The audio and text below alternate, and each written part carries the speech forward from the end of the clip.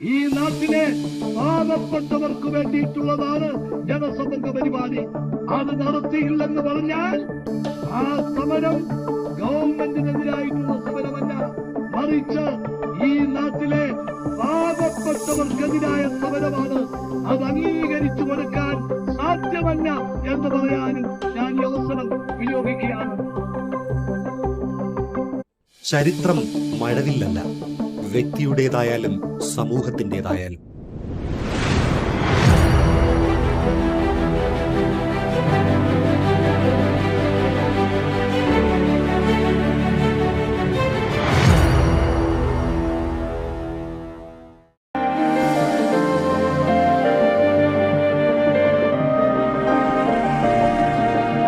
വിദ്യാർത്ഥി യുവജന പ്രസ്ഥാനങ്ങളിലൂടെ കേരള രാഷ്ട്രീയത്തിൻ്റെ എല്ലാ തലങ്ങളിലും പടർന്നു പന്തലിച്ചു നിൽക്കുന്ന ഒരു വടവൃക്ഷമാണ് ശ്രീ ഉമ്മൻചാണ്ടി. KSUവിലൂടെ, യൂത്ത് കോൺഗ്രസിലൂടെ, അതുവഴി കോൺഗ്രസിലൂടെ അദ്ദേഹം കടന്നു ചെന്ന വഴികളിലെല്ലാം ജനങ്ങളുടെ സ്നേഹവും ആദരവും പിടിച്ചു പറ്റിയിട്ടുണ്ട് എന്നുള്ളത് സംശയാതീതമായി തന്നെ പറയാൻ കഴിയുന്ന ഒരു കാര്യമാണ്. കേരളം മുഴുവൻ ഓടി നടന്ന് 24 മണിക്കൂറും തികയാത്ത കർമ്മനിരതമായ ഒരു പ്രവർത്തന ശൈലിയാണ് അദ്ദേഹത്തെ മറ്റുള്ളവരിൽ നിന്ന് വ്യത്യസ്തരാകുന്നത്. അനുകരണീയമായ നിരവധി മാതൃകകൾ ഉമ്മൻചാണ്ടിയുടെ ജീവിതത്തിൽ നമുക്ക് ചൂണ്ടിക്കാണിക്കാൻ സാധിക്കും. അത് നിങ്ങളുടെ മുമ്പിൽ അവതരിപ്പിക്കുക. സന്തോഷപൂർവ്വം.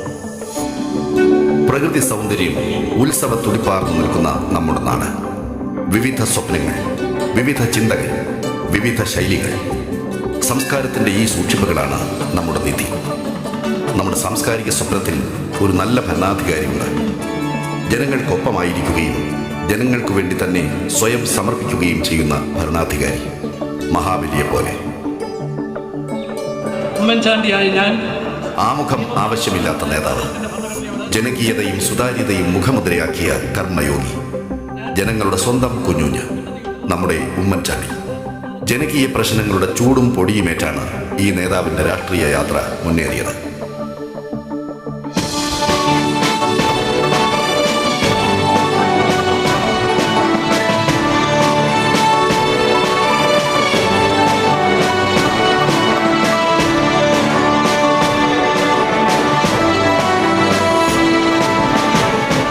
സ്വതന്ത്ര ഇന്ത്യയുടെ ശില്പികളിൽ നിന്നും സ്വീകരിച്ച ഊർജം, തുടർന്നു വന്ന കോൺഗ്രസ് ദേശീയ നേതാക്കളിൽ നിന്നും സ്വാംശീകരിച്ച ഭരണ നൈപുണ്യം, ഇതായിരുന്നു ഉമ്മൻചാണ്ടിയുടെ പ്രവർത്തനത്തിന് മാർഗദർശനം നൽകിയത്. പുതിയ കാലത്തിനു വേണ്ടി നിരവധി നിയമങ്ങൾ നിർമ്മിക്കുന്നതിലും അദ്ദേഹം ചാലകശക്തിയായി മാറി. രാഷ്ട്രീയ പാരമ്പര്യമുള്ള കുടുംബത്തിലായിരുന്നു ഉമ്മൻചാണ്ടിയുടെ ജനനം. പുതുപ്പള്ളി വള്ളക്കാലിൽ ശ്രീ ചാണ്ടിയുടെയും ശ്രീമതി ബേബി ചാണ്ടിയുടെയും മകനായി 1943 ഒക്ടോബർ മാസം 31 ഉമ്മൻചാണ്ടി കുമരകത്ത് ജനിച്ചു. വത്സ മാത്യൂസാണ് ഉമ്മൻചാണ്ടിയുടെ സഹോദരി. സഹോദരൻ അലക്സ്. 1934 മുതൽ 38 വരെ MLC ആയിരുന്ന VJ ഉമ്മനാണ് ഉമ്മൻചാണ്ടിയുടെ മുത്തച്ഛൻ. കുഞ്ഞിന് 17-ാമത്തെ വയസ്സിൽ സാധുവായ കുട്ടിക്ക് ഫീസ് കൊടുക്കാൻ നോക്കിയില്ലാഞ്ഞിട്ട് കയ്യക്കട്ട മോതിരം ഒരുക്കി കൊടുത്തു. അത് ഞങ്ങളോട് ജന്മാറിയില്ലാതെ തന്നെ കൊടുത്തതാണ്. ഒരു ഭാവി നേതാവിൻ്റെ രൂപപ്പെടലാണ് അതെന്ന് ആരും തിരിച്ചറിഞ്ഞില്ലെങ്കിലും വീട്ടിലും വിദ്യാലയത്തിലും ബഹുമാനവും സ്നേഹവും നേടുന്ന സ്വഭാവഗുണം അദ്ദേഹത്തിന് അക്കാലത്ത് തന്നെ സ്വന്തമായിരുന്നു. ഉമ്മൻചാണ്ടിയെ സാധാരണ കാണുക ആൾക്കൂട്ടത്തിൻ്റെ നടുവിലാണ്. പുതുപ്പള്ളിയിലെ വീട്ടിലും തിരുവനന്തപുരത്തെ പുതുപ്പള്ളി എന്ന് പേരായ വീട്ടിലും എന്നും പെരുന്നാൾ തിരക്കായിരിക്കും. ജനങ്ങളുടെ പരാതികൾ കേൾക്കുന്നതിനും അവയ്ക്ക് പരിഹാരം കാണുന്നതിനും ഒരു ഉമ്മൻചാണ്ടി സ്റ്റൈൽ തന്നെയുണ്ട്. ഒരു പരാതിക്കാരനിൽ നിന്ന് അടുത്ത പരാതിക്കാരനിലേക്കുള്ള ഓട്ടമാണ് അദ്ദേഹത്തിൻ്റെ നടപ്പുകൾ. പുതുപ്പള്ളി സെന്റ് ജോർജ് LP സ്കൂൾ, സർക്കാർ UP school, saint George government high school എന്നിവിടങ്ങളിലായിരുന്നു സ്കൂൾ വിദ്യാഭ്യാസം. സ്കൂൾ വിദ്യാഭ്യാസ കാലത്തു തന്നെ അദ്ദേഹം മലയാള മനോരമയുടെ ബാലജന സഖ്യത്തിലും അംഗമായി. മനോരമയ്ക്കകത്ത് ബാലജന സഖ്യത്തിൻ്റെ ലീഡേഴ്സായിട്ടുള്ള കുട്ടികളുടെ പല സ്ഥലത്തെ ഫോട്ടോ ഒക്കെ വരും. ഉമ്മൻചാണ്ടി അതിലൊരു നേതാവായിട്ടുണ്ട്. മിക്കവാറും മനോരമയ്ക്കകത്ത് ഈ ബാലജന സഖ്യത്തിൻ്റെ പേജിൽ ഉമ്മൻചാണ്ടിയുടെ ഫോട്ടോ ഒക്കെ വരുമായിരുന്നു. അങ്ങനെ ഞാൻ ബാലജന സഖ്യത്തിൻ്റെ അന്ന് മുതൽ ഇങ്ങനെ ക്രമേണ പൊതുപ്രവർത്തനവുമായി ബന്ധപ്പെട്ട് വന്ന് KSUവിൻ്റെ പ്രവർത്തകനായതോടുകൂടി രാഷ്ട്രീയ പ്രവർത്തനത്തിലുള്ള താല്പര്യവും ഒക്കെ വളരെയധികം വർദ്ധിച്ചു. ജനങ്ങളുമായി സഖ്യത്തിലാകുന്ന ഒരു നേതാവിൻ്റെ അരങ്ങേറ്റമായിരുന്നു അത്. ആ കാക്കി നിക്കലുകാരൻ പിന്നീട് കോട്ടയം CMS കോളേജിലാണ് പ്രീ യൂണിവേഴ്സിറ്റിക്ക് ചേർന്നത്. ഇക്കാലത്ത് അദ്ദേഹം KSU ജില്ലാ സെക്രട്ടറിയായി തിരഞ്ഞെടുക്കപ്പെട്ടു. ഏതായാലും ഈ രാഷ്ട്രീയ പ്രവർത്തനം മൂലം CMSൽ ബിരുദത്തിന് പഠിക്കാൻ പ്രവേശനം ലഭിച്ചില്ല. അതിനാൽ ചങ്ങനാശ്ശേരി SP കോളേജിൽ ഡിഗ്രിക്ക് ചേർന്നു. വിഷയം സാമ്പത്തിക ശാസ്ത്രം. രാഷ്ട്രീയം കരഞ്ഞുമറിയുന്ന കാലമായിരുന്നു അന്ന് കലാലയ കാലം. പ്രക്ഷോഭങ്ങളുടെയും വേട്ടയാടലുകളുടെയും കാലം. SP കോളേജിൽ നിന്നും ബിരുദം നേടിയ ശേഷം ഉമ്മൻചാണ്ടി എറണാകുളം ലോ കോളേജിൽ ചേർന്നു. ഈ കാലഘട്ടത്തിലാണ് ശ്രീ AK ആന്റണിയുടെ പിൻഗാമിയായി 1967 അദ്ദേഹം KSU സംസ്ഥാന പ്രസിഡന്റാകുന്നത്. അന്നത്തെ ഒരു പ്രധാന സംഭവമായിരുന്നു തേവര SH കോളേജിലെ വിദ്യാർത്ഥിയായിരുന്ന മുരളിയുടെ മരണം. പോലീസ് ലാത്തിച്ചാർജിലാണ് മുരളി കൊല്ലപ്പെട്ടത്.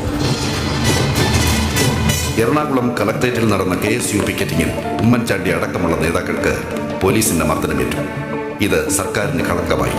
KSUവിന് രക്തവോട്ടവും നൽകി. 1968 EMS മന്ത്രിസഭയുടെ കാലം. അത് ഭക്ഷ്യക്ഷാമത്തിന്റെയും കാലമായിരുന്നു. അപ്പോൾ മന്ത്രിയായിരുന്ന ശ്രീ MN ഗോവിന്ദൻ നായർ പറഞ്ഞു, കുട്ടികൾ ബസ്സിൽ കല്ലെറിയുകയല്ല, പാടത്ത് വിത്തെറിയുകയാണ് വേണ്ടത്. KSU തയ്യാർ, സർക്കാർ തയ്യാറാണോ എന്നായിരുന്നു ശ്രീ ഉമ്മൻചാണ്ടിയുടെ പ്രതികരണം. ഏതായാലും ഇത് കുറിക്കുകൊണ്ടു. നെൽവിത്തിന്റെ 1,00,000 പാക്കറ്റുകൾ വിദ്യാർത്ഥികൾക്ക് നൽകാൻ സർക്കാർ തയ്യാറായി. വീടിന്റെയും വിദ്യാലയത്തിന്റെയും പരിസരത്ത് വിദ്യാർത്ഥികൾ ഈ നെല്ല് വിതച്ചു. അങ്ങനെ പദ്ധതി വൻ വിജയമായി. സർക്കാരിനോടൊത്ത് പ്രതിപക്ഷ വിദ്യാർത്ഥി സംഘടന സാമൂഹ്യ പ്രശ്നത്തിൽ ക്രിയാത്മകമായി പ്രതികരിച്ചതിന്റെ വിജയമായിരുന്നു അവിടെ കൊയ്തേറ്റിയത്. 1958 കരുണാ സമരകാലത്ത് വെള്ള ഷർട്ടിന് കാക്കി നിക്കറുമിട്ട് അന്ന് ഉമ്മൻചാണ്ടിയെ കോട്ട വെച്ച് കിട്ട ചിത്രമാണ് മനസ്സിലുള്ളത്. അന്ന് കൂടുണ്ടായിരുന്ന MLA എന്നോട് പറഞ്ഞു, ഇവരെ നോക്കിക്കോ, എടുക്കണ നമുക്ക് പോകണം. ആ ബന്ധം KS തുടർന്ന് KSലൂടെ യൂത്ത് കോൺഗ്രസിലൂടെ വളർന്ന് ദൃഢമായി. കോൺഗ്രസിലൂടെ ഇണങ്ങിയും പിണങ്ങിയും കോൺഗ്രസിലൂടെ ഞങ്ങൾ ഇന്ന് നിൽക്കുന്നു. ഒരുപക്ഷെ രാഷ്ട്രീയത്തിന് അതീതമാണ് ആ ബന്ധമെന്ന് എനിക്ക് തോന്നുന്നു. കേരളത്തിലെ കോൺഗ്രസ് പനമ്പള്ളി കൊന്നുവെന്ന ഭാഷയിൽ പറഞ്ഞാൽ മല്ലീശ്വരൻ്റെ ഒടിഞ്ഞ വില്ല് പോലെ തകർന്ന ഒരവസ്ഥയിൽ നിന്ന് കോൺഗ്രസിന് പുതിയ ജീവൻ കൊടുത്തത് KSUവും യൂത്ത് കോൺഗ്രസുമായിരുന്നു. പക്ഷേ ഉമ്മൻചാണ്ടി പ്രസിഡന്റായിരുന്ന KSU പ്രസിഡന്റ് കാലഘട്ടമാണ് കേരളത്തിലെ ഏറ്റവും ചലനാത്മകമായ കാലഘട്ടം. AK Antony KPCC general secretary ആയതിനെ തുടർന്ന് 1969 ഉമ്മൻചാണ്ടി യൂത്ത് കോൺഗ്രസ് ആക്ടിംഗ് പ്രസിഡന്റായി നിയമിതനായി. ഇക്കാലത്താണ് 1970 ആദ്യമായി അദ്ദേഹം നിയമസഭയിലേക്ക് മത്സരിക്കുന്നത്. കോൺഗ്രസിലെ ഭിന്നിപ്പിന് ശേഷം ആദ്യമായി നടക്കുന്ന തിരഞ്ഞെടുപ്പായിരുന്നു 1970 കേരളത്തിൽ നടന്ന തിരഞ്ഞെടുപ്പ്. ഇന്ത്യ ഒട്ടുക്ക് ഉറ്റുനോക്കിയ ഒരു തിരഞ്ഞെടുപ്പാണ്. കോൺഗ്രസ് ഏതു ഭാഗത്ത് എന്ന് നിശ്ചയിക്കുന്ന തിരഞ്ഞെടുപ്പ്. കോൺഗ്രസിലെ മഹാഭൂരിപക്ഷവും മറുഭാഗത്തേക്ക് പോയി. തിരഞ്ഞെടുപ്പ് രംഗത്ത് പാർട്ടി സംവിധാനം തന്നെ ഉണ്ടായിരുന്നില്ല. ഒരു മാസ് മൂവ്മെൻറ്റ്, അതിലും മുന്നിൽ നിന്നത് വിദ്യാർത്ഥികൾ. 100 കണക്കിന് വിദ്യാർത്ഥികൾ ഒരു പ്രചരണ രംഗത്ത് വന്നത് വലിയൊരു ആവേശമായി. അന്ന് അദ്ദേഹത്തിന് പ്രായം 27. ഈ മത്സരത്തിൽ പുതുപ്പള്ളിയുടെ കുഞ്ഞുഞ്ഞ് ആദ്യമായി നിയമസഭയിലേക്ക് തിരഞ്ഞെടുക്കപ്പെട്ടു. പിന്നീട് വന്ന എല്ലാ തിരഞ്ഞെടുപ്പിലും ഉമ്മൻചാണ്ടിയെ മാത്രം പുതുപ്പള്ളി തിരഞ്ഞെടുത്തു. നിയമസഭാ പ്രവർത്തനത്തോടൊപ്പം തന്നെ ട്രേഡ് യൂണിയൻ രംഗത്തും അദ്ദേഹം സജീവമായി. INTUC ജില്ലാ പ്രസിഡന്റും ദേശീയ എക്സിക്യൂട്ടീവ് അംഗവുമായിരുന്നു അദ്ദേഹം. Fact, HMT, premier tyres, Apollo tyres, MRF തുടങ്ങിയ വ്യവസായ സ്ഥാപനങ്ങളിലെ ട്രേഡ് യൂണിയൻ നേതാവ് കൂടിയായിരുന്നു അദ്ദേഹം. 1977 അദ്ദേഹം ആദ്യമായി മന്ത്രിയാകുന്നത്. വകുപ്പുകൾ തൊഴിൽ, ഭവന നിർമ്മാണം. 1977 മെയ് മാസം 30 ഉമ്മൻചാണ്ടിയുടെ വിവാഹം. കരുവാറ്റ കുറ്റിത്തറ എബ്രഹാം M കുഴിത്താറ്റിലിൻ്റെയും അച്ചാമ്മ എബ്രഹാമിൻ്റെയും മകൾ മറിയാമ്മയാണ് വധു.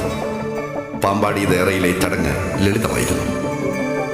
ഭക്ഷണത്തിന് യാതൊരുവിധ നിബന്ധനകളുമില്ല. ഏത് ഭക്ഷണം കൊടുത്താലും കഴിച്ചോളും. ഇപ്പോൾ പഴമൊക്കെ വെച്ചാൽ ഏറ്റവും പഴുത്ത പഴം എടുത്ത് കഴിക്കും.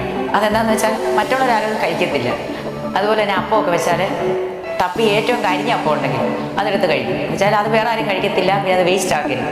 പ്രധാനപ്പെട്ട ഏറ്റവും ഇഷ്ടപ്പെട്ടത് കപ്പയും മീനും.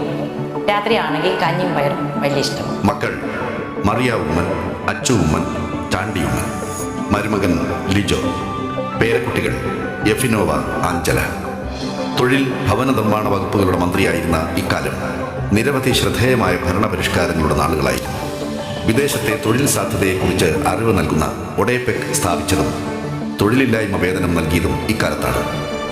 ഇന്ത്യയിൽ ആദ്യമായി ശുചീകരണ തൊഴിലാളികൾക്കായി ഭവന പദ്ധതി നടപ്പാക്കിയത് ഇദ്ദേഹമായിരുന്നു. യാഥാസ്ഥിതികരെ ചൊടിപ്പിച്ച ഈ പദ്ധതി ചെങ്കൽച്ചുളയിൽ വിജയം കണ്ടു. അതിനൊരു കാരണം അന്നത്തെ മുഖ്യമന്ത്രിയായിരുന്ന ശ്രീ A.K. ആന്റണിയുടെ പൂർണ്ണ പിന്തുണയായിരുന്നു. അസംഘടിതരായ ചുമട്ടുതൊഴിലാളികൾക്ക് നിയമസംരക്ഷണം കേരളത്തിലെ മുഴുവൻ തൊഴിലാളി യൂണിയനുകളുടെയും ചുമട്ടുതൊഴിലാളികളുടെയും ഒരാഗ്രഹമായി. അതിന് തുടക്കം കുറിച്ചത് ശ്രീ വക്കം പുരുഷോത്തമൻ തൊഴിൽ വകുപ്പ് മന്ത്രിയായ മത്സരത്തിലാണ്. അദ്ദേഹം അങ്ങനെ ഒരു നിയമനിർമ്മാണത്തിന് തുടക്കം കുറിച്ചുവെങ്കിലും ആ ബില്ല് നിയമസഭയിൽ പാസ്സാക്കുന്നതിന് മുമ്പ് അസംബ്ലി തെരഞ്ഞെടുപ്പ് വന്നു. തെരഞ്ഞെടുപ്പിന് ശേഷം തൊഴിൽ വകുപ്പിൻ്റെ ചുമതല എനിക്കാണ് ലഭിച്ചത്. ചുമട്ടുതൊഴിലാളി നിയമം പാസ്സാക്കി അത് നടപ്പിലാക്കുക എന്നെ സംബന്ധിച്ചിടത്തോളം ട്രേഡ് യൂണിയൻ രംഗത്ത് നിന്ന് ഭരണരംഗത്തേക്ക് വന്ന ഒരു വ്യക്തി എന്ന നിലയിൽ എൻ്റെ ഒരു വലിയ ആഗ്രഹമായിരുന്നു. ആ ലക്ഷ്യം സാക്ഷാത്കരിക്കാൻ സാധിച്ചതിൽ എനിക്ക് അങ്ങേയറ്റത്തെ സംതൃപ്തി. 1981 ഡിസംബർ മാസം 28-ന് ഉമ്മൻചാണ്ടി കേരളത്തിലെ ആഭ്യന്തരമന്ത്രിയായി. കാര്യക്ഷമതയ്ക്ക് രാഷ്ട്രീയ എതിരാളികളുടെ പോലും പ്രശംസ നേടിയ ഭരണമായിരുന്നു ഇത്. പോലീസിന്റെ യൂണിഫോമിൽ ഇന്ന് കാണുന്ന പരിഷ്കാരം ഈ കാലത്തിന്റെ ഇടവയ്പ്പാണ്. പോലീസിന്റെ വേഷവും തൊപ്പിയും കാലോചിതമായി പരിഷ്കരിക്കപ്പെട്ടു. 1982-ൽ കോൺഗ്രസ് നിയമസഭാ കക്ഷി ഉപനേതാവായ അദ്ദേഹം 91-ൽ കരുണാകരൻ മന്ത്രിസഭയിൽ ധനമന്ത്രിയായി. ഇക്കാലത്ത് കേരളത്തിന്റെ സാമ്പത്തിക സ്ഥിതി ദയനീയമായിരുന്നു. വ്യക്തിജീവിതത്തിലും പാർട്ടി പ്രവർത്തനത്തിലും സാമ്പത്തിക ഞെരുക്കം അദ്ദേഹത്തിന് പരിചിതവുമായിരുന്നു. അതിനാൽ ഓവർ ഡ്രാഫ്റ്റിന്റെ നൂൽപ്പാലത്തിലൂടെയുള്ള സഞ്ചാര വൈഷമ്യം പുറത്തറിയിച്ചില്ല. എന്നാൽ തന്റെ ആദർശത്തിന് നിരക്കാത്ത പ്രവണതയോടുള്ള എതിർപ്പ് മറച്ചുവെക്കാനുമായില്ല. അങ്ങനെ 1994-ൽ അദ്ദേഹം രാജിവെച്ചു. പിന്നീട് ശ്രീ K. കരുണാകരന്റെയും ശ്രീ A.K. ആന്റണിയുടെയും നേതൃത്വത്തിലുള്ള UDF മന്ത്രിസഭകളിൽ ഒന്നിലും അംഗമാവാതെ മറ്റുള്ളവർക്കായി മാറിക്കൊടുക്കുകയായിരുന്നു ഉമ്മൻചാണ്ടി. മന്ത്രി ആണെങ്കിലും അല്ലെങ്കിലും പുതുപ്പള്ളിക്കാർക്ക് അദ്ദേഹം കുഞ്ഞുഞ്ഞു തന്നെ. 1997-ൽ കോട്ടയത്തെ ജില്ലാ കമ്മിറ്റി ഓഫീസിൽ കയറി KSU പ്രവർത്തകരെ പോലീസ് ആക്രമിച്ചു. MLA-മാരും ആക്രമണത്തിനിരകളായി. തിരുവനന്തപുരത്തും സമാനമായ അതിക്രമമുണ്ടായി. ഇതിൽ പ്രതിഷേധിച്ച് ഉമ്മൻചാണ്ടി നടത്തിയ നിരാഹാര സമരം ഭരണകൂട അതിക്രമത്തിനെതിരായ നിശ്ചയദാർഢ്യത്തിന്റെ ഗാന്ധിയൻ മാർഗമായിരുന്നു. എല്ലാവരോടും നീതിപൂർവ്വം ഇടപെടുന്ന നേതാവ്. ഈ പ്രതിച്ഛായയാണ് രാഷ്ട്രീയത്തിൽ അദ്ദേഹത്തിന്റെ സ്വീകാര്യത കൂട്ടിയത്. കോൺഗ്രസ് പ്രവർത്തകർക്ക് മാത്രമല്ല, ഘടകകക്ഷി നേതാക്കൾക്കും രാഷ്ട്രീയമുള്ളവർക്കും രാഷ്ട്രീയമില്ലാത്തവർക്കുമൊക്കെ ഉമ്മൻചാണ്ടിയെ സ്നേഹമാണ്. 1983-ലും 2001-ലും ഉമ്മൻചാണ്ടി UDF കൺവീനറായി തിരഞ്ഞെടുക്കപ്പെട്ടു. രാഷ്ട്രീയ പാർട്ടികൾക്കിടയിൽ അദ്ദേഹത്തിന്റെ സ്വീകാര്യത തെളിയിക്കപ്പെട്ട അവസരമായിരുന്നു ഇത്. അദ്ദേഹത്തിന്റെ സഹിഷ്ണുത, ക്ഷമാശീലം, സഹനത, നീതിബോധം, ആദർശശുദ്ധി, കർമ്മധീരത തുടങ്ങിയ യോഗ്യതകളുടെ വിജയമായിരുന്നു അപ്പോൾ കണ്ടത്. മുന്നണി ബന്ധങ്ങൾ കാറ്റിലും കോളിലും പെട്ടുലഞ്ഞപ്പോൾ അദ്ദേഹം നയചാതുര്യത്തോടെ മുന്നണിയെ ഒറ്റക്കെട്ടായി ഉറപ്പിച്ചു നിർത്തി. വിദ്യാർത്ഥി പ്രസ്ഥാനത്തിൻ്റെ ആളായിട്ടാണ് അല്ലെങ്കിൽ പ്രതിനിധിയായിട്ടാണ് ഉമ്മൻചാണ്ടിയെ ഞാൻ അറിയുന്നത്, മനസ്സിലാക്കുന്നത്. താൻ ഏറ്റെടുക്കുന്ന ഒരു കാര്യം തൻ്റെ കാഴ്ചപ്പാടിൽ കൂടെ എത്തിക്കേണ്ട സ്ഥലത്ത് എത്തിക്കാൻ ആത്മാർത്ഥമായിട്ട് ശ്രമിക്കാം. കമ്മ്യൂണിസ്റ്റ് പാർട്ടി ഞങ്ങളുടെ നേതാക്കന്മാർ ഞങ്ങളെ പഠിപ്പിക്കാറുള്ളൊരു കാര്യം, പൊതുപ്രവർത്തകന്മാർ ജലാശയത്തിലെ മത്സ്യങ്ങളെ പോലെ ആയിരിക്കണമെന്നാണ്. ശ്രീ ഉമ്മൻചാണ്ടി ആ ഇനത്തിൽപ്പെട്ട, ആ തരത്തിൽപ്പെട്ട ഒരു രാഷ്ട്രീയ നേതാവായിട്ടാണ് ഞാൻ മനസ്സിലാക്കിയിരുന്നത്.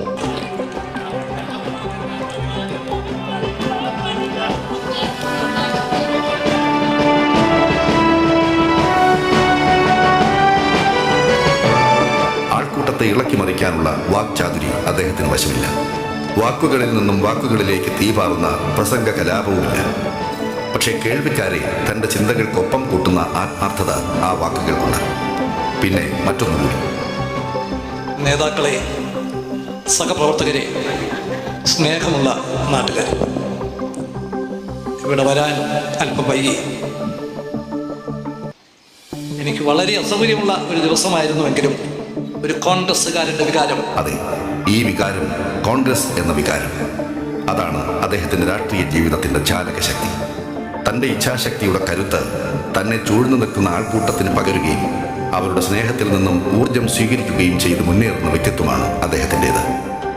അതിനാൽ ഏകാന്തത അദ്ദേഹത്തെ ഭയപ്പെടുത്തുന്നു, പ്രശ്നങ്ങൾ അദ്ദേഹത്തിന് ധൈര്യം പകരുന്നു. കേരളത്തിൽ ഐക്യ ജനാധിപത്യ മുന്നണി ഒന്നിച്ച് ഭരിക്കാൻ ആരംഭിച്ചിട്ട് വർഷങ്ങൾ കൂടെയായി. ഈ സംസ്ഥാനത്തുള്ളതായ പല രാഷ്ട്രീയ പ്രസ്ഥാനങ്ങളും ഒരുമിച്ച് നിന്നുകൊണ്ട് എല്ലാവരും സഹകരിച്ചുകൊണ്ട് കൊണ്ടുപോകുന്ന ഒരു പ്രസ്ഥാനമാണ്. എല്ലാവിധ അഭിപ്രായ ഭിന്നതകളും തീർക്കുന്നതിൽ ശ്രീ ഉമ്മൻചാണ്ടി വൈദഗ്ധ്യം കാണിച്ചിട്ടുണ്ട്. നാടിൻ്റെ ഓരോരോ ആവശ്യങ്ങൾക്കായി എന്നും യാത്രയിലായിരിക്കും ശ്രീ ഉമ്മൻചാണ്ടി MLA. വാഹനം സാധാരണ ഓട്ടോറിക്ഷയും ബസ്സും തന്നെ. യാത്രകളിൽ നിന്നും യാത്രകളിലേക്ക് യാത്ര ചെയ്യുന്ന അദ്ദേഹത്തിന് കോൺഗ്രസ് നേതാവ് എന്ന നിലയിലും UDF കൺവീനർ എന്ന നിലയിലും ന്യൂഡൽഹിയും പലതവണ യാത്രാ ലക്ഷ്യമായിരുന്നു.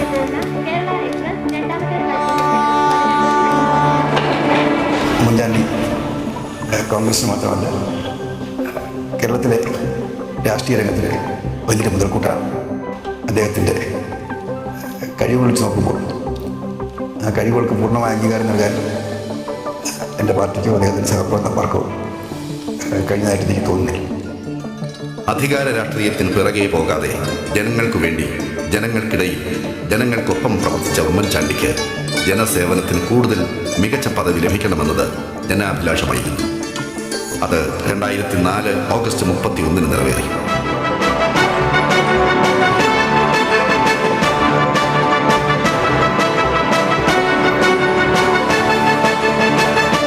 മുഖ്യമന്ത്രിയാകുമ്പോൾ 34 വർഷത്തെ നിയമസഭാ സാമാജിക ജീവിതവും അതിനു മുമ്പ് 10 വർഷത്തെ വിദ്യാർത്ഥി രാഷ്ട്രീയ ജീവിതവും അദ്ദേഹം പിന്നിട്ട് കഴിഞ്ഞിരുന്നു. എന്നിട്ടും ലഭിച്ചത് കഷ്ടിച്ച് 5 വർഷത്തെ മന്ത്രിപദം മാത്രം. ജനസേവനത്തിന്റെ പ്രതിഫലം അധികാരമല്ല, അത് ജനങ്ങളുടെ സ്നേഹം തന്നെയാണെന്ന് വിശ്വസിക്കുമ്പോൾ പരാതികളില്ല.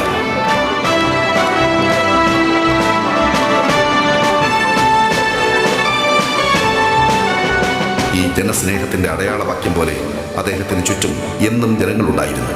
എന്തായിരുന്നു ഈ ആൾക്കൂട്ടത്തിന്റെ രഹസ്യം? കർമ്മധീരതയും ആദർശശുദ്ധിയും കാരുണ്യവും അവരുടെ നേതാവിൽ കണ്ടെത്തിയതായിരിക്കുമോ? ആയിരിക്കാം. ഈ നേതാവ് തങ്ങളുടെ ഹൃദയഭാരം താങ്ങുമെന്ന വിശ്വാസം കൂടെ ഉണ്ടായിരിക്കാം. ചിലപ്പോൾ പൂർണ്ണമായി ഭാഷയ്ക്കും ദൃശ്യത്തിനും വഴങ്ങാത്ത ഹൃദയ ഐക്യത്തിന്റെ സരളത കൊണ്ടായിരിക്കാം. ഇങ്ങനെയാണ് നേതാവ് അധികാരത്തിൻ്റെയും അപ്പുറത്തേക്ക് വളരുന്നത്. അങ്ങനെയാണ് ഈ നേതാവ് തങ്ങളുടെ സ്വകാര്യ സ്വത്താണെന്ന് ജനത വിശ്വസിക്കുന്നത്. അപ്പോൾ നേതാവ് അവരുടെ സ്വന്തം കുഞ്ഞുഞ്ഞാകുന്നു. ഞങ്ങൾ കുട്ടികളായിരുന്നപ്പോൾ ഞങ്ങൾക്ക് കൃത്യമായി ഒരു അപ്പയോട് സംസാരിക്കാനോ സമയം ചെലവിടാനോ കളിക്കാനോ ഒന്നും അവസരം കിട്ടിയിട്ടില്ല. ഇപ്പം ഞാൻ വളർന്നു വരുന്നത് എനിക്ക് ഒരു മോളുണ്ടായപ്പം അവസ്ഥയ്ക്ക് പ്രത്യേകിച്ച് ഒരു മാറ്റമില്ല. ഇപ്പം തന്നെ അവധി കിട്ടി ഞങ്ങൾ നാട്ടിൽ പോകുമ്പം അപ്പയോടൊത്ത് കളിക്കാനോ ഒന്നിനും ഒരു സമയം പങ്കിടാനോ മോൾക്ക് അവസരം കിട്ടാറില്ല.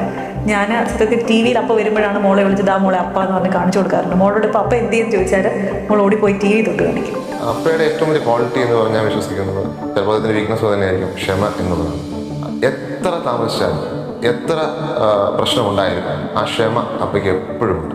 എന്ത് പ്രശ്നത്തിൻ്റെ നടുവിലും അക്ഷോഭ്യനായി നിൽക്കാൻ ഉള്ള കഴിവാണ് എനിക്ക് തോന്നുന്നു ഈശ്വര അനുഗ്രഹം പോലെ അദ്ദേഹത്തിന് കിട്ടിയിട്ടുള്ളത്. അത് തന്നെയാണ് ഇത്രയും ആൾക്കാരെ ഡീൽ ചെയ്യുന്നതിലും ഒന്നും അദ്ദേഹത്തിന് ഒരു ബുദ്ധിമുട്ട് ഉണ്ടാവാത്തത്. എനിക്ക് തോന്നുന്നു അദ്ദേഹത്തിൻ്റെ രാഷ്ട്രീയ ജീവിതത്തിലെ ഏറ്റവും വലിയ സക്സസിൻ്റെ ഒരു കാരണവും അദ്ദേഹത്തിൻ്റെ ക്ഷമ തന്നെയാണ്.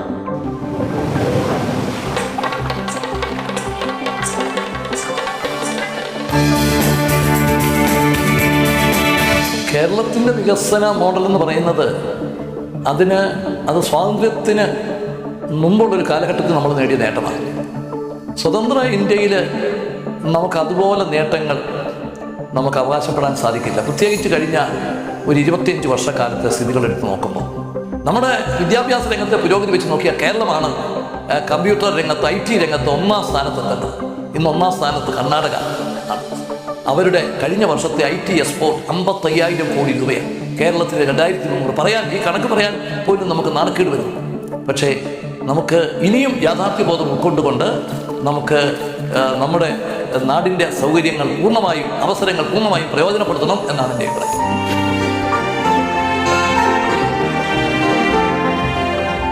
ജനങ്ങളുമൊത്ത് വികസനത്തിലേക്കുള്ള തീർത്ഥയാത്രയാണ് ഈ നേതാവിന് രാഷ്ട്രീയ പ്രവർത്തനം. അതിനാൽ ജനജീവിതത്തിൻ്റെ എല്ലാ പരിസരങ്ങളിലും അദ്ദേഹം സന്നിഹിതനാണ്. ആരാധനാലയങ്ങൾ, ആഘോഷവേദികൾ, വിലാപഭവനങ്ങൾ, നാട്ടുവഴികൾ, വെട്ടുവഴികൾ, വീട്ടുവഴികൾ, വഴിയില്ലാ വഴികൾ, വിവാഹ പന്തലുകൾ, അങ്ങനെ തുടരുകയാണ് ഈ യാത്ര. വലിയ ലക്ഷ്യത്തിലേക്കുള്ള എളിയ ചുവട്, വലിയ സ്വപ്നത്തിലേക്കുള്ള സരള സഞ്ചാരം, ഒരു ജനതയെ പുതിയ ആകാശത്തിന് കീഴിലുള്ള പുതിയ ഭൂമിയിലേക്ക് നയിക്കുന്ന നായകന്റെ ധീരപഥസഞ്ചലനം.